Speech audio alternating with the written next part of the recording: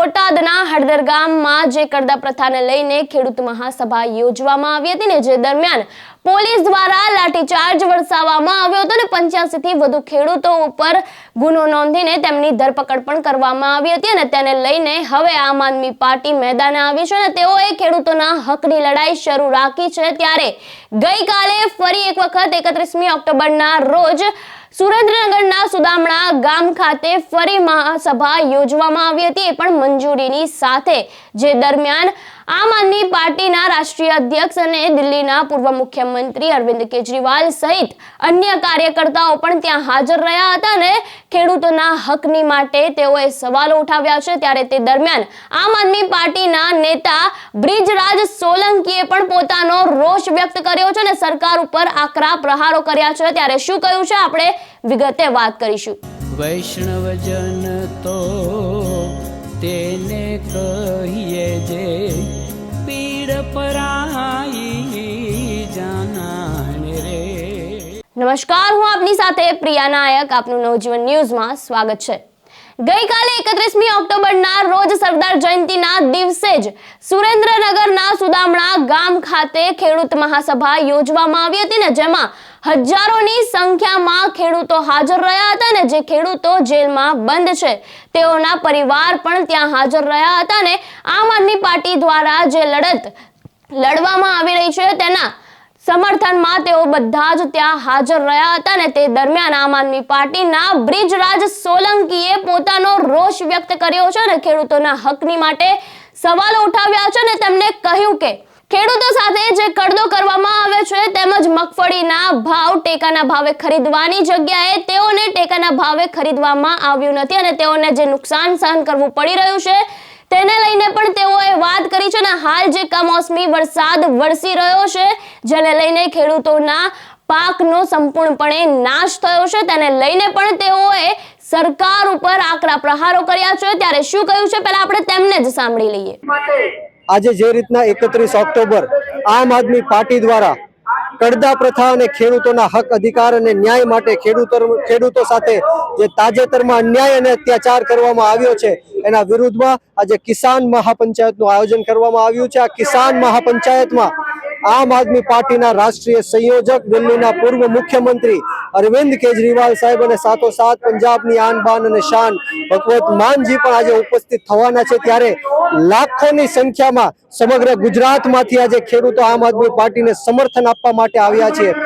જે કાર્યકર્તાઓ, જે નેતાઓ, જે ક્રાંતિકારીઓ અત્યારે જેલની અંદર છે, ખેડૂતોના કારણે જેલની અંદર છે, એમને સાથ સહકાર આપવા માટે આવ્યા છીએ અને સાથોસાથ આજના દિવસે ખેડૂતોના હક અધિકાર અને ન્યાય માટે અમે અનેક માંગણીઓ સરકાર પાસે મૂકવાના છીએ અને જો આ માંગણીઓ સંતુષ્ટવામાં નહીં આવે તો આવનારા દિવસોમાં આમ આદમી પાર્ટી લાખો ખેડૂતો સાથે ગાંધી ચિંધ્યો માર્ગ અપનાવશે, ગાંધીનગરનો માર્ગ અપનાવશે, વિધાનસભા ઘેરશે ને આંદોલન પણ કરવાની છે।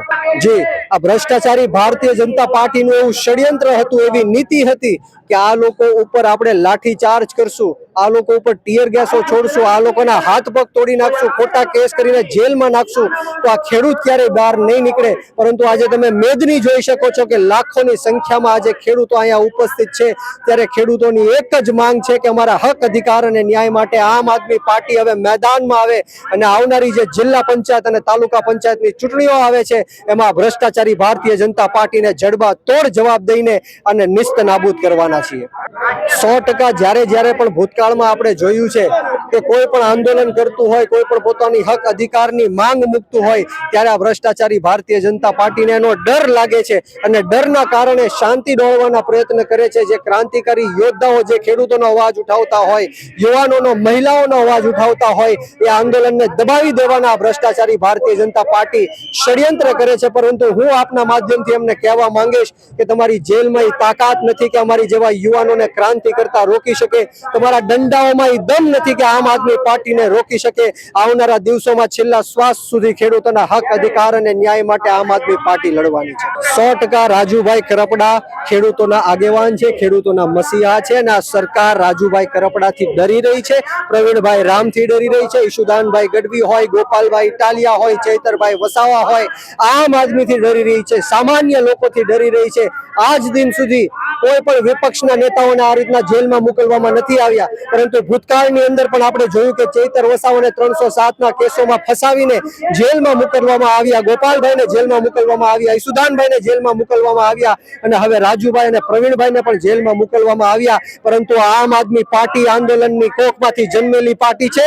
અમે ગરમ તપતી ભઠ્ઠીમાંથી નીકળેલા લોકો છીએ. અમે તમારી તાનાશાહીથી ડરવાના નથી કે ઝૂકવાના નથી. આ ગમે એટલો ષડયંત્ર કરી લે, આ ગમે એટલા પ્લાનિંગો કરી લે, પરંતુ હવે ખેડૂતોએ પોતાનું મન મક્કમ બનાવી લીધું છે. ગુજરાતનો 54 લાખ ખેડૂતો આ ભ્રષ્ટાચારી ભારતીય જનતા પાર્ટીને જડબાતોડ જવાબ દેવા માટે આવનારી ચૂંટણીઓમાં આગળ વધશે.